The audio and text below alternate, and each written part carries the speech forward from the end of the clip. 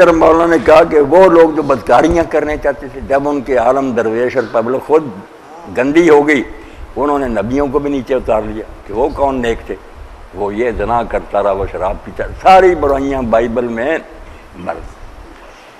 یہ عورتوں کا قصہ جب بیان کیا نا، وقت ہو گیا، یہ مولانا کو سمجھا دے ہندوازم میں کتنے گندے ہیں لوگ۔ یہ اپنے مندروں میں پنڈت سناتے تھے، عورتیں جوان بیٹھی ان کے سامنے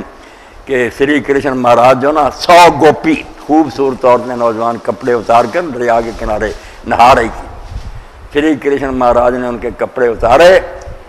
اٹھائے، درخت پر چڑھ گئے، وہ بیچاری ہاتھ جوڑ کے نہیں کیے، خدا کے واسطے کپڑے پھینک لے سے نکالنے، سب ننگی باہر نکلی، وہ ننگی باہر نکلی۔ جس کو خدا کہہ رہا ہے اس کا یہ حال ہے کہ دنیا میں آیا تھا لوگوں کو ٹھیک کریں، 100 ہی تھی،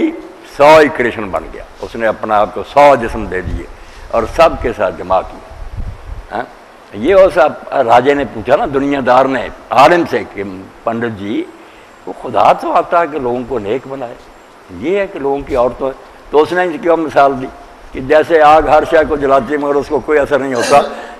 ولیوں نبیوں کو گناہ کچھ نہیں کرتا۔ انا للہ و انا الیہ، یہ امتوں کے بیڑے غرق ہونے کی مثال ہے۔